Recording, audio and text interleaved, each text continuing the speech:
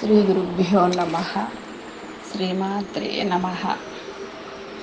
అష్టమి చంద్ర విభ్రాజ దళిక స్థల శోభిత. మొత్తం అంతా ఒక నామమే. అక్కడ అయితే అష్టమి చంద్ర విభ్రాజత్ అళిక స్థల శోభిత.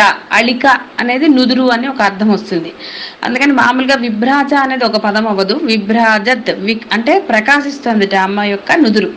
అంటే నేను మీకు అర్థం కావడానికి విడదీస్తున్నాను, కానీ మీరు విడదీసి చదవాల్సిన అవసరం ఏం లేదు. కలిపి మొత్తం చదివేసేయండి. అష్టమి చంద్ర విభ్రాజ దళిక స్థల శోభిత అనండి. అర్థం కావడానికి నేను చెప్తున్నాను. విభ్రాజత్ అళిక స్థల శోభిత. ఆ స్థలము అలా ప్రకాశిస్తోంది, శోభిస్తోంది అని చెప్పడానికి. అయితే ఇక్కడ అమ్మ యొక్క నుదురు చెప్తున్నారు. శిరస్సు అయింది కదా, కిరీటం అయిపోయింది, తర్వాత వచ్చేది నుదురు. ఈ నుదురు ఎలా ఉందిట? అష్టమి నాటి చంద్రుడి వల్లే ఉందిట. అయితే ఇక్కడ మనకి 2 అష్టములు వస్తాయి. శుక్లపక్ష అష్టమి, బహుళ పక్ష అష్టమి 2. అయితే ఇక్కడ మనకి అంటే కొంతమంది మనం అబ్జర్వ్ చేసామో చేయలేదో, ఎలా అంటే 2 కళలు కూడా సమానంగా ఉంటాయట. అంటే శుక్లపక్ష అష్టమి రోజు ఎలా ఉంటాడో చంద్రుడు, అదే విధంగా బహుళ అష్టమి రోజు కూడా అలాగే ఉంటాడు. అంటే 2 సమానంగా ఉంటాయి, హెచ్చు తగ్గులు ఉండవన్నమాట. అష్టమి తిథి అనేది సమాన తిథి. అంటే ఒకటి పెరుగుతూ పోతుంది, ఒకటి తరుగుతూ వస్తుంది. పౌర్ణమి నుంచి తరుగుతుంది కదా, తరిగి అక్కడ బహుళంలో వచ్చేసరికి అదొక రకము. మళ్ళీ అమావాస్య నుంచి పెరుగుతూ ఆ అష్టమికి వచ్చేసరికి ఇది. అంటే 2 ఆ అర్ధచంద్రాకారంగా ఉంది. అంటే అమ్మ యొక్క నుదురు ఆ అష్టమి చంద్రుని వల్ల ఇలా చాలా భాగం అలా ప్రకాశిస్తోంది ఆవిడది. అలిక అంటే నుదురు అని కూడా అర్థం. ఆ విధంగా అమ్మ యొక్క నుదుడిని మనకి చెప్తున్నారు. ఏ విధంగా ఉంది అనడానికి చెప్తున్నారు. అలా అది ప్రకాశిస్తోందిట. అష్టమి రోజు ఉన్న చంద్రకళ బాగా ప్రకాశిస్తుంది. ఎందుకంటే అది పౌర్ణమికి దగ్గరగా ఉంటుంది కదా, అందువల్ల చక్కగా ప్రకాశిస్తూ ఉంటుందిట. ఆ విధంగా ఉందిట. అయితే ఇక్కడ మనకి కొన్ని పేర్లు ఇచ్చారు. మనం ఏంటంటే నిత్య దేవతలు అంటాం. మనకి ఈ తిథులు ఎలా ఏర్పడ్డాయి అనే దానికి ఈ చంద్రుని యొక్క వృద్ధిని బట్టి ఆ యొక్క నిత్యా దేవతలు ఉన్నారట. 16 మంది నిత్యా దేవతలు. దాన్ని మళ్ళీ రివర్స్ చేస్తే బహుళం నుంచి మళ్ళీ అమావాస్య వరకు అలా ఉంటుంది. ఒకసారి ఒట్టిగా మనము తలుచుకున్నా కూడా మనకి శుభం కాబట్టి ఆ పేర్లు చెప్తాను, మీరు కూడా ఒకసారి తలుచుకోండి. అంటే ఇక్కడ అసలైన కళ మహానిత్య. ఆవిడెప్పుడు అలాగే ఉంటుంది. 16వ కళ మహానిత్య, నిత్యం అలాగే ఉంటుంది.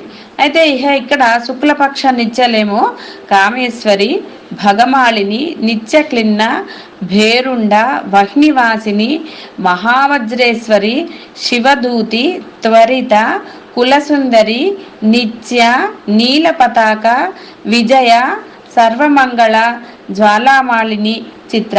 ఇవి మనకి 16 కళలు. ఈ 16 కళలకి నిత్యాది దేవతలు అన్నమాట. దీన్ని మనం రివర్స్లో మళ్ళీ చిత్ర, జ్వాలామాలిని, సర్వమంగళ ఇలా చెప్పుకుంటూ వెళ్ళిపోతే మనకి ఇటు నుంచి మనకి కళలు వస్తాయి. ఈ విధంగా అమ్మ యొక్క అంటే ఇవి కూడా అమ్మ స్వరూపాలే. ఇవి అమ్మకి భిన్నంగా లేవు. 16 కళలు కూడా అమ్మకి భిన్నంగా లేవు. అన్ని కూడా ఆ అమ్మ యొక్క నామాలన్నమాట.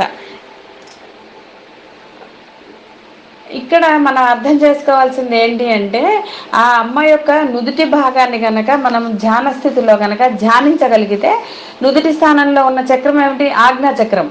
ఆ ఆజ్ఞాచక్రాన్ని కనుక మనం ధ్యానం చేయగలిగితే సహస్రారం చేరుకోవడం చాలా తొందరగా చేరుకుంటామని. అంతే కదా. అక్కడి వరకు మనసు నిలపగలిగినప్పుడు, అంటే కింద మూలాధారం నుంచి అలా వచ్చి అలా చేసినా, లేదా మనము సాక్షాత్తు మన ఆజ్ఞాచక్రం అందే అమ్మవారిని ధ్యానం చేసినా, ఆ ఆజ్ఞాచక్రం నుంచి సహస్రారానికి పెద్ద దూరం లేదు కదా. ఎందుకంటే అక్కడికి మన మనసు నిశ్చలమైపోతుంది.